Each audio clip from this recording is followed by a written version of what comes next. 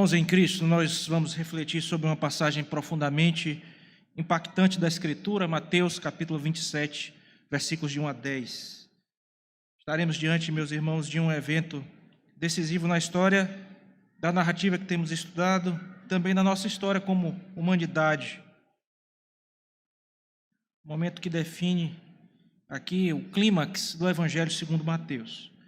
Mateus capítulo 27, versículos de 1 a 10.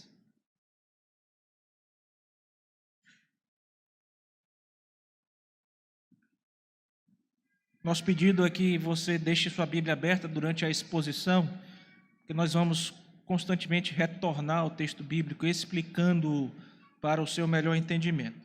Diz assim a palavra de Deus: Ao romper o dia,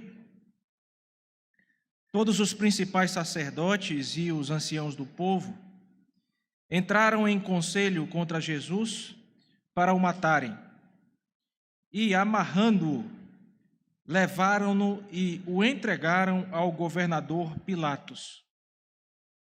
Então Judas, o que o traiu, vendo que Jesus fora condenado, tocado de remorso, devolveu as 30 moedas de prata aos principais sacerdotes e aos anciãos, dizendo: pequei traindo sangue inocente.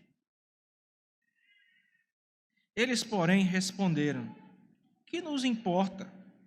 Isto é contigo. Então Judas, atirando para o santuário as moedas de prata, retirou-se e foi enforcar-se. E os principais sacerdotes, tomando as moedas, disseram: não é lícito deitá-las no cofre das ofertas, porque é preço de sangue.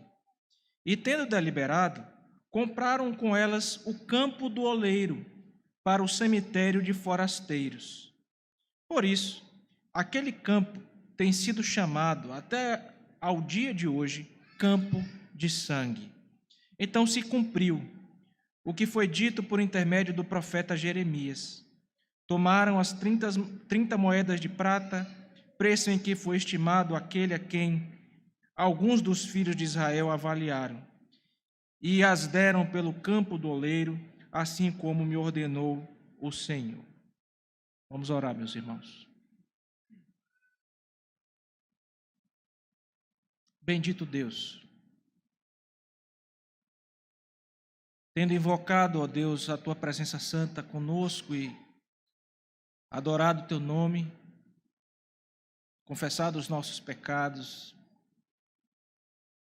devotado também a nossa vida, consagrando-lhe dízimos e ofertas, agora, ó Deus, nós estamos diante da Tua palavra. Ela que é a lâmpada que ilumina os nossos pés, que é a luz para o nosso caminho e que é o alimento da nossa alma. Nesta hora tão importante, ó Deus, deste culto, onde ouviremos, ó Deus, a Tua voz, a voz do Teu Espírito, nós humildemente nos colocamos diante do Senhor mais uma vez com esta petição. Ajuda-nos, ó Deus, abençoando-nos, da mesma forma em que o Senhor inspirou o autor sagrado para registrar estas palavras. Ilumine, Senhor, graciosamente as nossas mentes, para que possamos entendê-las. Para que, entendendo todas elas, ó Deus, venhamos a guardá-las no nosso coração e, guardando-as, que pratiquemos, ó Deus, para a glória do Teu santo nome. Tu sabes, ó Deus, o quanto nós necessitamos ouvir a Tua voz, o quanto somos carentes, necessitados, o quanto precisamos ouvir a voz do Senhor. Ó Deus, assiste-nos em nome de Jesus Cristo, Senhor. Possamos, ó Deus, portanto, atentamente acompanhar a exposição da Tua palavra e aprender para a glória do Teu nome, colocar tudo em prática. Oramos assim agradecidos em nome de Jesus. Amém. Meus irmãos, ao abrir o capítulo número 27 deste Evangelho, somos imediatamente confrontados com a sequência da narrativa que temos estudado aqui, domingo após domingo, chegando ao clímax, ao momento mais importante deste Evangelho segundo Mateus. Nós estamos, portanto, sendo levados à crucificação do nosso Senhor e Salvador Jesus Cristo. Esta é uma história que fala um pouco sobre traição, nós vamos ver que ela fala também sobre remorso, e especialmente sobre o governo de Deus e, portanto, a sua soberania sobre todas as coisas. Mas, acima de tudo, meus irmãos, é uma história que fala do inigualável amor de Deus demonstrado a cada um de nós em Cristo Jesus. Nossa jornada hoje, portanto, nos levará através de 3 facetas dessa narrativa, desse texto. A primeira delas, meus irmãos, é a exploração da trágica figura desse cidadão que nós já falamos aqui há alguns domingos, chamado Judas Iscariotes, cujo nosso texto apresenta o seu remorso por trair Jesus. E nessa primeira porção nós vamos aprender a diferença vital entre remorso e arrependimento verdadeiro. São 2 coisas bem diferentes, diga-se de passagem. Em seguida, meus irmãos, nós vamos explorar aquela ação dos principais sacerdotes que lidaram ali com as 30 moedas, tiveram que lidar com as 30 moedas de prata. E ao lidar com isso, as moedas que Judas devolveu, revelaram uma compreensão completamente inadequada, equivocada das questões religiosas e da verdadeira adoração. Nós vamos ter que lidar com isso também. E por fim, nós vamos refletir sobre como Deus, em sua soberania, na sua providência, no seu controle sobre todas as coisas, usa até mesmo os atos mais desprezíveis dos homens para cumprir os seus propósitos eternos e concretizar as suas promessas no tempo e na história.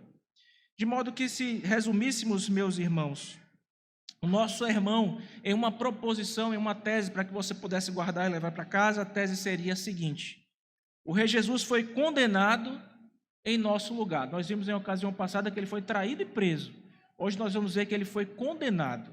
O Rei Jesus foi condenado em nosso lugar. Diante disso, você deve fazer 3 coisas. Primeiro, aprenda que o arrependimento verdadeiro é diferente do remorso. Em segundo lugar, compreenda corretamente as questões religiosas. O Rei Jesus foi traído e preso. Compreenda corretamente as questões religiosas. E em terceiro e último lugar, o Rei Jesus foi condenado em nosso lugar. Entenda que sempre Deus está no controle de todas as coisas. Nós vamos fazer isso em 3 momentos. Olha aí para a sua Bíblia, por favor. Primeiro momento, dos versículos 3 a 5. Aprenda que o arrependimento verdadeiro é diferente do remorso. Versículos 6 a 8. Compreenda corretamente as questões religiosas. E versículos 9 e 10. Entenda que sempre Deus está no controle de tudo. Nós pretendemos, à medida que passamos por cada uma dessas 3 fases, desses 3 momentos, explicar, ilustrar e aplicar o texto sagrado, terminando com uma conclusão. Em sendo assim, passemos para a primeira parte do nosso texto, meus irmãos. O Rei Jesus foi condenado em nosso lugar. Aprenda que arrependimento verdadeiro é diferente de remorso. Essa verdade está nos versículos 3 a 5 do nosso texto, que nós passamos a ler novamente. Acompanhe, por favor, na sua Bíblia. Então Judas, que o traiu, vendo que Jesus fora condenado, tocado de remorso, devolveu as 30 moedas de prata aos principais sacerdotes e aos anciãos, dizendo: pequei, traindo sangue inocente.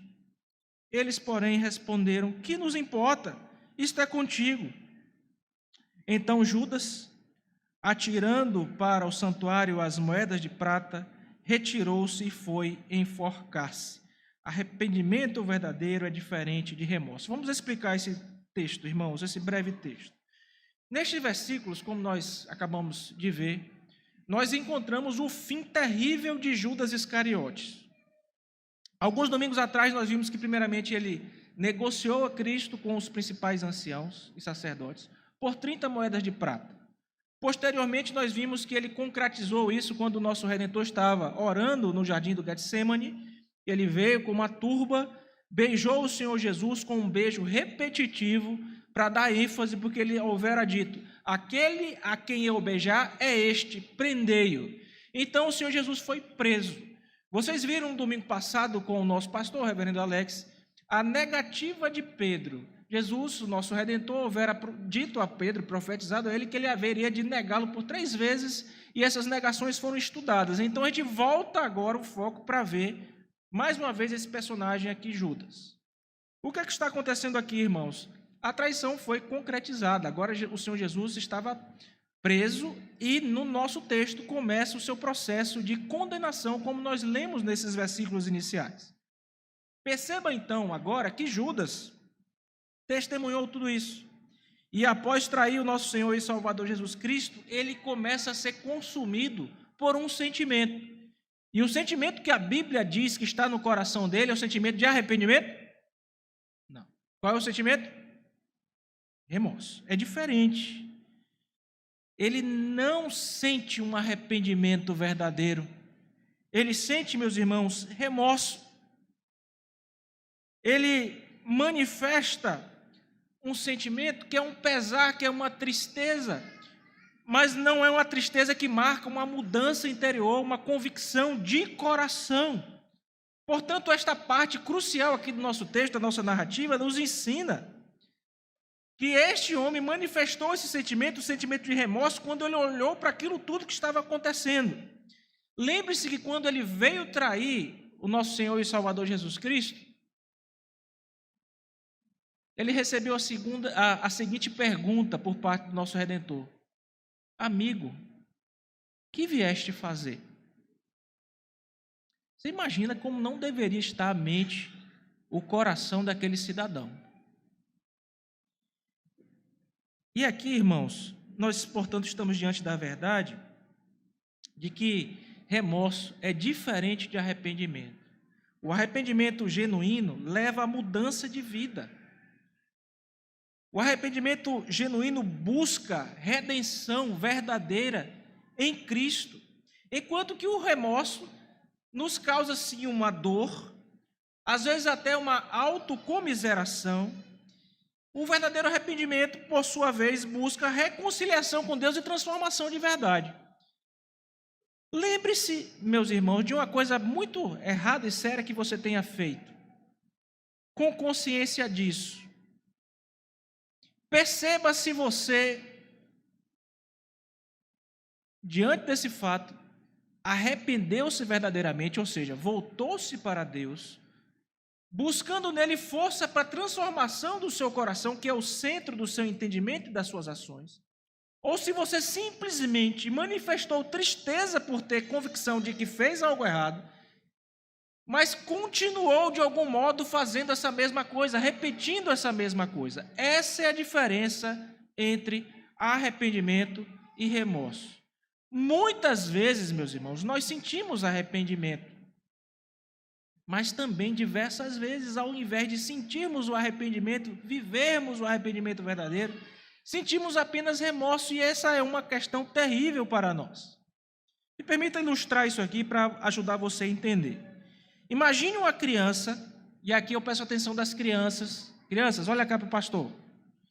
Vamos pensar que o papai e a mamãe dão uma ordem para você, bem precisa. Olha, você não pode fazer isto aqui.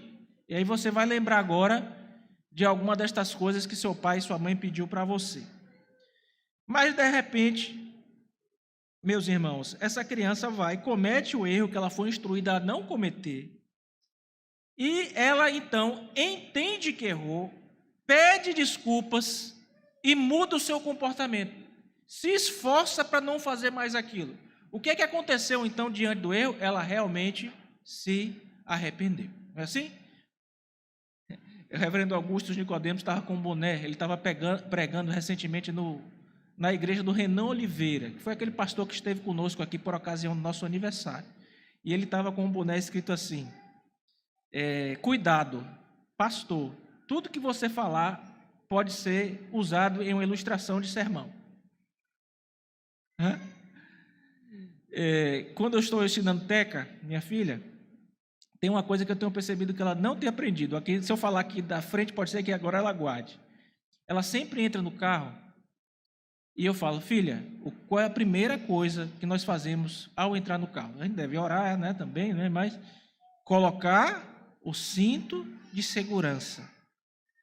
E todas as vezes eu entro, olho no retrovisor e ela não colocou o cinto de segurança. Eu falo, Maristé, por favor, coloque o cinto de segurança.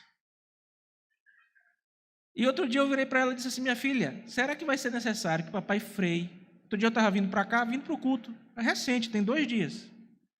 Ilustração de algo que o pastor falou aqui recentemente. E o trânsito apertou muito, irmãos. E eu vindo, então você está vindo com pressa porque o trânsito está apertado. Você quer chegar na hora, eu não gosto de atrasar de jeito nenhum. Aliás, quem já percebeu, eu chego quase sempre bem antes do culto começar. E eu passando naquela rua ali que tem aquele restaurante Carangas, eu sempre passo olhando para as transversais, porque eu já vi diversas vezes quem vem nas transversais não parar. É impressionante, impressionante. E eu vinha com pressa, mas a despeito de estar com pressa, eu vinha olhando e da farol, buzina. Não tinha necessidade nenhuma de eu fazer isso, irmãos. Na última transversal, passou uma moto. Se eu não tivesse feito isso e até parado, ia bater do lado de Laís, eu não sei o que ia acontecer. E ela, se estivesse sem cinto, o que aconteceria? Ia aprender depois de sofrer o dano, não era? Quem não está de cinto com uma batida dessa, o que acontece? Sofre um dano terrível. Então, o arrependimento é precedido do entendimento, do ensino, da percepção de que você está errando em uma coisa e que você realmente precisa mudar aquela coisa. Não é simplesmente de uma tristeza meramente exterior que você está ali, manifesta a tristeza, mas aquilo não gera uma mudança na sua vida. Isso é algo complexo para nós, irmãos. E diante disso eu tenho algumas aplicações aqui na primeira parte do nosso texto. Reflita sobre essa natureza do arrependimento. Quando nós estudamos a doutrina da salvação, nós estudamos que a nossa fé é caracterizada, o início da nossa fé é caracterizada por uma moeda de dupla face. Fé e arrependimento. Não é?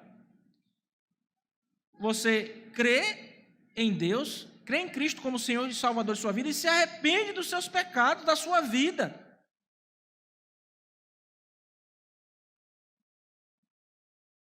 A palavra é metanoia, é mudança completa de direção. Você ia para uma direção e agora você vai fazer o quê?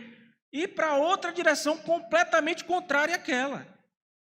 Então medite, meu irmão, porque às vezes a gente pensa que o arrependimento para nós era algo lá de quando a gente se converteu. Então lá nós nos arrependemos. Meus irmãos, todo santo dia nós precisamos verdadeiramente nos arrepender dos nossos pecados. Ainda que a conversão se dê lá de um momento pontual e único, o arrependimento segue. Este homem aqui não manifestou isso, mas você é chamado à luz desse texto a meditar, a refletir sobre a natureza do verdadeiro arrependimento. Você tem verdadeiramente arrependido-se dos seus pecados? Quando você chega aqui no culto público, olha para mim, por favor, e o pastor fala uma coisa para você, você ouve a palavra de Deus, a Vox Dei, você entende que deste púlpito não é o pastor mais que está falando, mas é Deus que está alimentando o seu coração, e você é ensinado, e de repente, sendo ensinado, você recebe aquilo, e aí de repente fala, é mesmo, eu preciso, isso é para mim, ou que bem, foi para mim, eu precisava estar aqui, desce a lagrimazinha do olho. Quando sai daqui, vai cometer a mesmíssima coisa que você pensou ter se arrependido. Isso é arrependimento, irmãos? Não é. Então medite sobre a verdadeira natureza do arrependimento, é uma mudança de direção. Uma mudança verdadeira. Que infelizmente não foi possível para Judas. E aqui a segunda parte, irmãos, arrependimento verdadeiro é presente de Deus. Não foi dado a Judas a capacidade de arrepender-se, sabe por quê? Nós olhamos para Judas e pensamos, é o traidor, miserável, tá vendo? Pecador miserável. Irmãos, quantas vezes nós também não traímos o Senhor Jesus com o nosso procedimento à semelhança do que Ele fez? Mas para Ele não foi dada a graça de se arrepender, e para você foi. E o que é que você está fazendo com isso?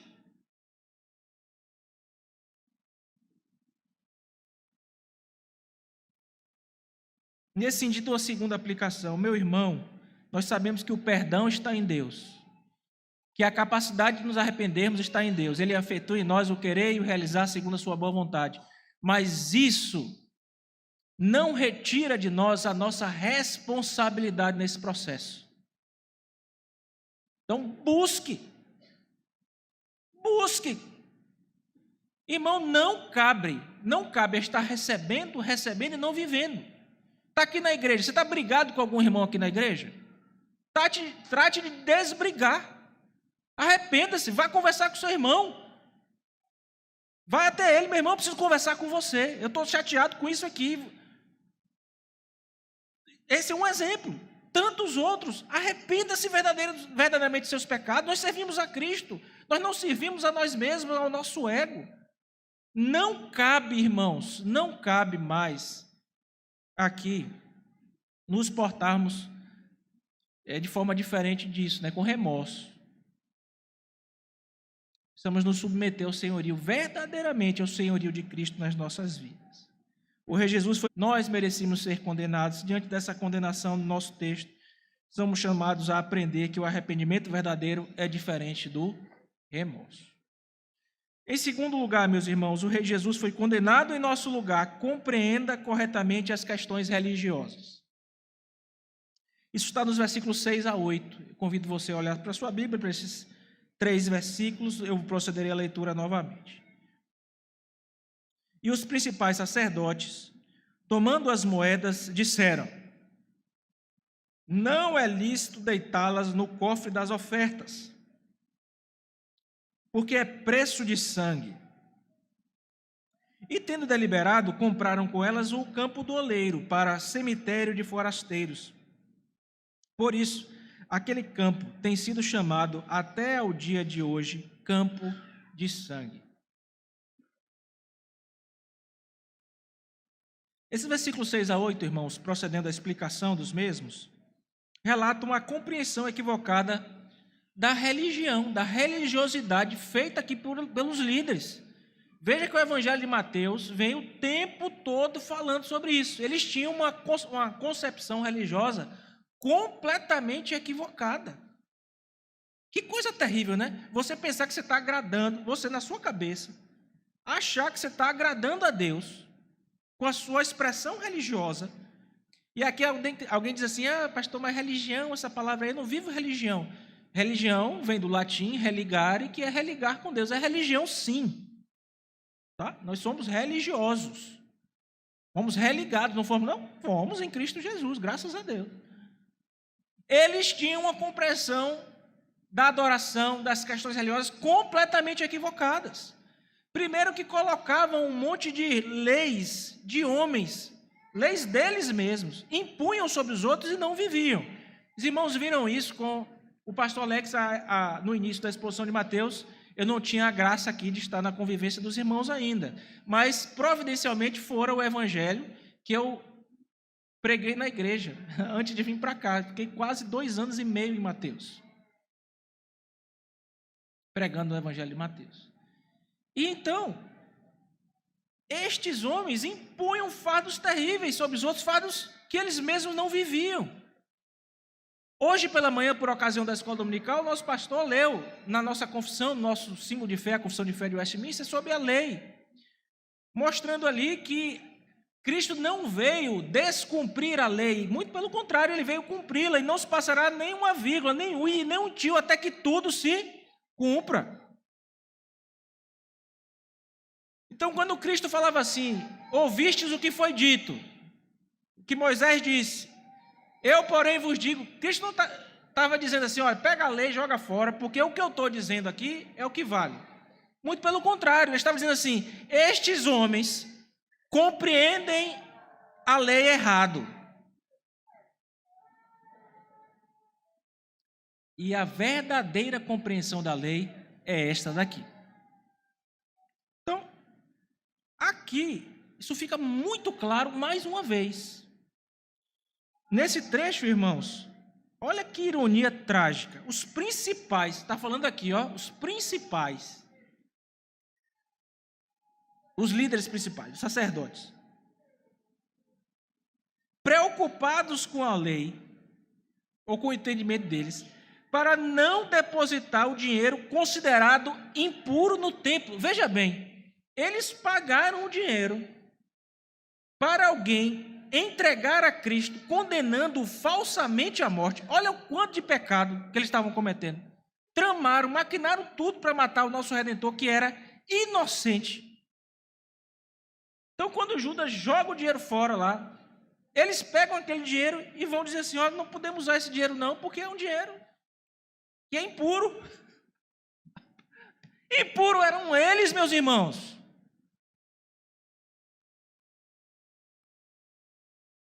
Não é assim? Deus se agradou da oferta e de Abel, foi assim? Deus se agrada primeiro da oferta para depois se agradar do ofertante? Ele se agrada primeiro do ofertante para depois se agradar da oferta. Não podemos depositar esse dinheiro considerado impuro no templo. O que é que estava acontecendo aqui, irmãos? Eles falharam em reconhecer a injustiça maior, que é a condenação de um inocente. Na verdade, é muito mais do que isso. Eles falharam em reconhecer o Rei da Glória, o Rei dos Reis, o Rei que é apresentado nesse Evangelho, que é o tema central. O Rei chegou, que é apresentado aqui em Mateus. O Senhor da lei. Eles queriam cumprir a lei, o Senhor da lei estava diante deles.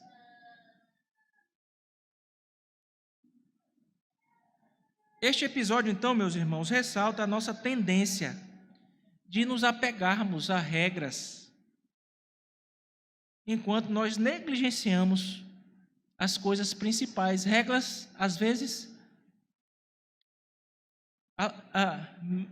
menores, em vez de nos preocuparmos com as questões principais. E o nosso texto, o Evangelho de Mateus, diz o que é principal. Você quer ver? Nós vamos ler, deixe marcado o nosso texto, e nós vamos ler todos juntos, a uma só voz, Mateus capítulo 23, versículo 23.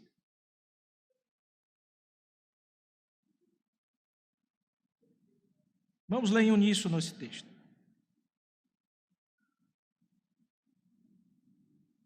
Vamos lá? Ai de vós, escribas e fariseus hipócritas, porque dais o dízimo da hortelã, do endro e do cominho, e tendes negligenciado os preceitos mais importantes da lei, a justiça, a misericórdia e a fé. Deveis, porém, fazer estas coisas sem omitir. Opa! Então eles, nos dízimos das especiarias, uma coisa mínima, eles eram cuidadosos de dar a 10ª parte de cada uma daquelas coisas.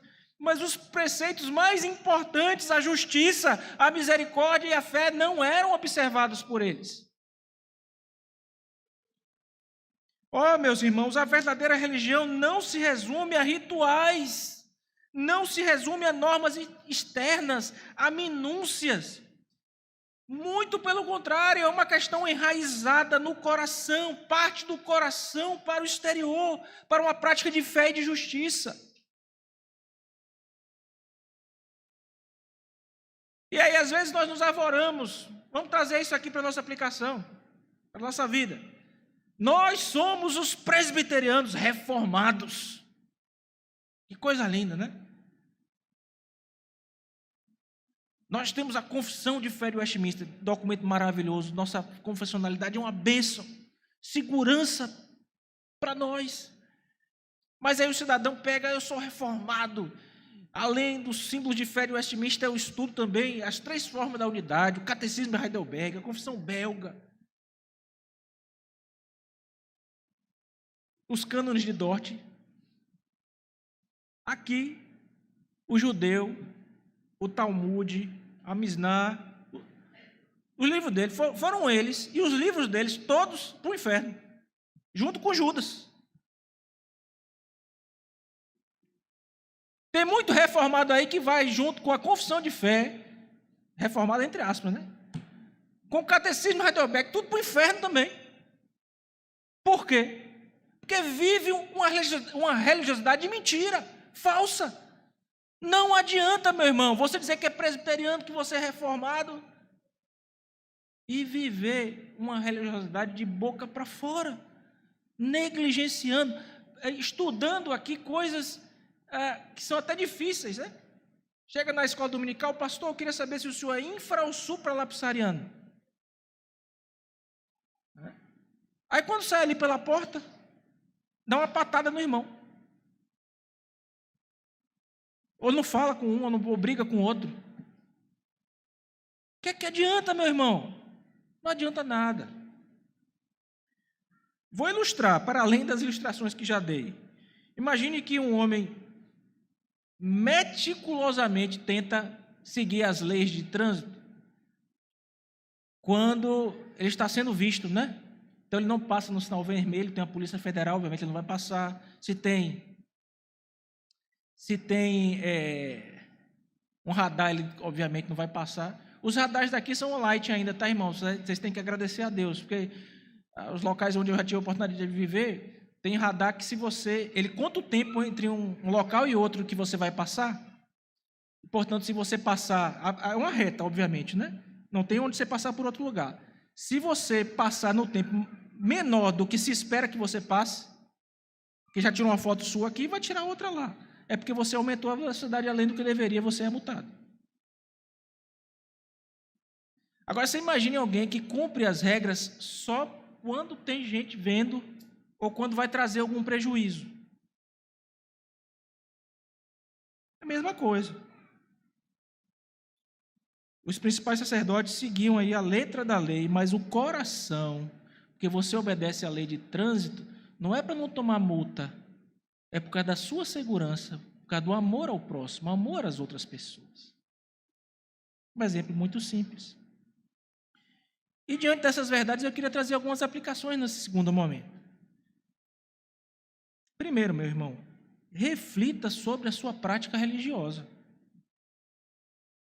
Será que é possível você estar se concentrando apenas em seguir regras e tradições, perdendo a essência do que Deus realmente quer e espera de você?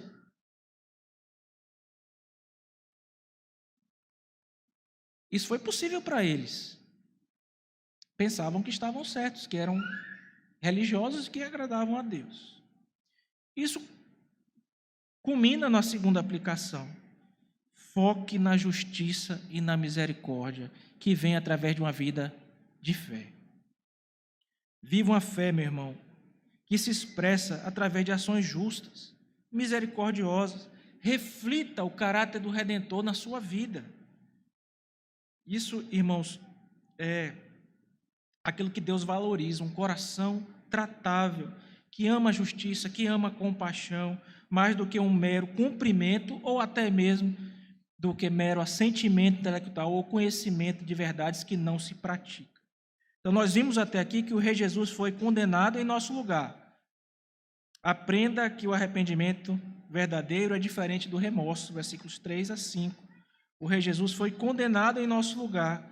Compreenda corretamente as questões religiosas. E para terminar, irmãos, mas não menos importante, nosso terceiro momento, o Rei Jesus foi condenado em nosso lugar. Entenda que Deus sempre está no controle. Isso está nos versículos 9 e 10 e é um consolo tremendo para os nossos corações. Vamos lê-los agora, por favor, acompanhe. Então se cumpriu o que foi dito por intermédio do profeta Jeremias. Tomaram as 30 moedas de prata, preço em que foi estimado aquele a quem alguns dos filhos de Israel avaliaram, e as deram pelo campo do oleiro, assim como me ordenou o Senhor. O que é que temos aqui nesses versículos 9 e 10, meus irmãos? Nós temos aqui o cumprimento da profecia relacionada a tudo isso que nós estamos vendo no nosso texto. Ou seja, estamos vendo aqui que isso tudo aconteceu, mais uma vez, para que uma profecia se cumprisse. Então, note, todas as questões más que na aparência normal de quem observa esses fatos, a traição, vamos começar lá da prisão, da traição e agora também da condenação. Se nós olharmos simplesmente para esses fatos, vamos pensar, o mal está triunfando. Olha que coisa terrível, quanta coisa má. Só que a Bíblia está todo o tempo nos lembrando, este evangelho, que Deus segue no controle de todas essas coisas. Tudo que está acontecendo está se cumprindo segundo a vontade de Deus, apesar dos atos maus dos homens. É isso que nos diz a nossa confissão de fé, quando trata da providência, que Deus governa tudo, inclusive as causas secundárias. As pessoas, os atos maus das pessoas, Deus não faz ninguém pecar, mas Ele controla e governa isso de tal modo que nós podemos ter certeza em afirmar aquele versículo que conhecemos bem: todas as coisas cooperam para o bem daqueles que amam a Deus. Nós podemos olhar para a história de José e como ele dizer, olha, viu os irmãos, reagiu os irmãos, se apresentou aos irmãos, e diz: vós intentastes o mal contra mim, mas Deus o transformou em... Meu irmão, você pode ter certeza de que apesar das aparências, de que tudo está indo equivocado, tudo está indo aos seus olhos de forma má, ruim, Deus segue no controle de todas as coisas, louvado seja o nome do Senhor. Vamos explicar isso aqui.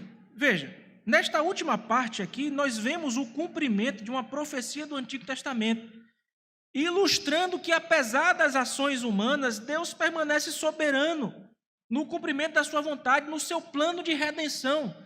Nada está sendo alterado, nada está sendo mexido ou mudado. Ora, irmãos, os principais sacerdotes inconscientemente cumpriram a profecia de Zacarias. Está, depois você pode consultar mais tarde, Zacarias 11, versículos 12 e 13, de que o dinheiro do sepultamento seria usado para comprar um óleo. Então, aqueles sacerdotes tinham escrúpulos de pôr o dinheiro do sangue na tesouraria, e eles cumpriram a profecia assim, dar ao oleiro em troca do seu campo. E Mateus imputa aqui essa profecia a Jeremias. E pastor, o senhor não disse que é Zacarias? Sim, isso ocorre provavelmente, irmãos, aqui, porque nos documentos hebraicos, como o Talmud e em outros documentos, era por costume em algum dos manuscritos colocar o nome de Jeremias em cima, por isso que isto acontece. Então, a compra do campo do oleiro com as 30 moedas de prata vai revelar aqui como Deus trabalha na história, transformando até os atos de traição, de injustiça, em aspectos que estão cumprindo o seu plano, o seu propósito redentor. Portanto, meus irmãos, olha, atentem bem que essa passagem está ensinando, assegurando a nós que não importa quão caóticas ou incontroláveis as circunstâncias possam aparecer, Deus está no controle e sua vontade vai prevalecer. Sempre prevalecerá. Deixa eu ilustrar isso aqui para consolidar esse ensino para você. Pense em um tapeceiro habilidoso, trabalhando um grande tear. Debaixo do tear, você olha do lado de cá, você vai olhar para aquela tapeçaria e vai achar que ela está muito confusa. Há fios soltos, há nós, uma mistura de cores que parece não fazer sentido. No entanto, quando você observa a tapeçaria do lado em que o tapeceiro a vê, você descobre ali uma verdadeira obra de arte. Está sendo da forma mais bela possível desenhada e habilmente tecida cada detalhe, cada mínimo detalhe no seu lugar. Cada fio que parecia aleatório, sem propósito, do lado de baixo, tem um lugar específico e essencial na criação do desenho final. Da mesma forma, irmãos, este momento final do Evangelho de Mateus e todos os fatos da nossa vida, sim, Aqui os líderes religiosos e a condenação de Jesus estão sendo traçadas, vistas por nós aqui, pode nos confundir, se a gente olhar apenas para o lado de baixo da tapeçaria. Eventos como traição, julgamento injusto, podem parecer apenas atos de impiedade, que a maldade está triunfando. Pode estar sendo assim na sua vida também. No entanto, do ponto de vista do governo de Deus sobre todas as coisas, da sua providência, cada um destes eventos faz parte de um propósito maior, de um propósito mais belo. De modo que a traição de Judas, que parecia ser um ato de pura maldade, na verdade, é usada por Deus para cumprir a sua vontade, as suas profecias, e levar a bom termo, irmãos, a redenção de cada um de nós e de todos os nossos demais irmãos, através da morte e da ressurreição do nosso Senhor e Salvador Jesus Cristo. Então, essa ilustração nos lembra que mesmo quando não entendemos os acontecimentos ao nosso redor, ou quando eles parecem desastrosos, precisamos lembrar, Deus está no controle e está tecendo tudo em seu plano soberano e perfeito. Louvado, pois, seja o nome do Senhor. Há algumas aplicações, irmãos. Primeiro, confie no governo soberano de Deus, mas confie mesmo. Não a confiança da boca para fora, mas a confiança que se manifesta especialmente nos tempos de dificuldade, nos tempos de luta. Eu conheço a vida de alguns de vocês. Graças a Deus, alguns já me procuram no gabinete para aconselhamento. Já pensou se fosse todo mundo procurar o pastor Alex? Tadinho, não ia dar conta. Mas a maioria eu não conheço. Mas daqui do púlpito eu posso ter certeza que você está enfrentando uma série de problemas. Eu também estou, irmão. Isso faz parte da vida do verdadeiro crente. Agora, mesmo em meio desses problemas, nunca se esqueça que Deus está no controle de todas as coisas. Todas elas. E diante dessa certeza, segunda aplicação, busque compreender como Deus pode estar trabalhando através destas circunstâncias na sua vida. Senhor, o que o Senhor quer me ensinar com isso que eu estou passando? Mesmo aquelas questões que parecem as mais negativas, as mais desafiadoras, esse trecho da passagem da palavra de Deus nos lembra que nestes momentos, nesses mais escuros momentos, meus irmãos, Deus está trabalhando para cumprir os seus santos propósitos, e Ele transforma o mal em bem e guia a história para a sua conclusão redentora, e o final nós já sabemos, somos mais do que vencedores por meio daquele que nos amou. O Rei Jesus foi condenado em nosso lugar. Aprenda que arrependimento verdadeiro é diferente de remorso. Compreenda corretamente as questões religiosas e entenda que sempre Deus está no controle de tudo. Concluindo então, irmãos, o nosso sermão esta noite. Ao refletirmos sobre esse relato, capítulo 27, versículo 1 a 10, chegamos aqui ao fim desse trecho da palavra de Deus. E a história, meus irmãos, nos foi contada, ela mostra aqui essas questões terríveis, né? Condenação falsa, remorso, atos de hipocrisia, religiosidade equivocada. Nos chama também a questões importantes. E essa narrativa nos confronta, irmãos, confronta a realidade do nosso pecado, a necessidade contínua que nós temos de Cristo Jesus. Por quê? Porque nós temos dificuldade de fazer aquilo que o nosso texto nos chama para fazer. Falta-nos confiança, muitas vezes falta-nos arrependimento verdadeiro, a gente fica só no remorso. No meio das lutas, ao invés de confiar em Deus e sua soberania, nós esquecemos. Vamos procurar auxílio não em Deus, mas em outras coisas. Confiamos na força do nosso braço, quando nós não somos nada. Somos totalmente dependentes do Senhor. Portanto, esse texto é muito importante para nós. E em cada aspecto dessa história, portanto, nós precisamos ser relembrados de Cristo Jesus. Nós vemos a presença dele, da sua obra. Em tudo. Na traição de Judas, que embora trágica, cumpre as Escrituras. E leva a quem? Leva a Jesus para o cumprimento da sua missão redentora. A falha dos sacerdotes, que muitas vezes é nossa falha também, em reconhecer Jesus como Messias, nos ajuda a entendermos que nós temos uma necessidade, porque não foram apenas eles que erraram, nós erramos muitas vezes nas mesmas coisas e precisamos de um Redentor que nunca errou diferentemente de nós, que também é o Senhor Jesus. Veja como tudo é para Ele, por meio dEle. Jesus, meus irmãos, em toda a sua humildade e sofrimento, demonstra amor incondicional a Deus. Ele não é apenas uma figura passiva nesses eventos aqui da paixão, não.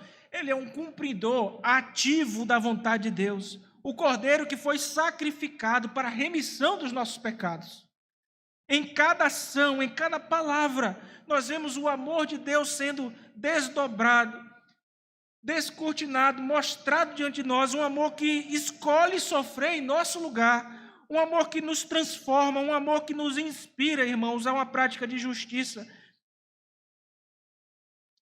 Portanto, meus irmãos, ao nos despedirmos logo mais aqui, e ao encerrarmos esse sermão, que nós levemos sempre conosco as lições aprendidas aqui, o que fomos chamados a fazer, mas também uma renovada apreciação e amor pelo nosso Senhor e Salvador Jesus Cristo. Porque só podemos cumprir o que Ele nos chama para fazer nesse texto por meio do seu Espírito, o Espírito de Cristo que habita em nós.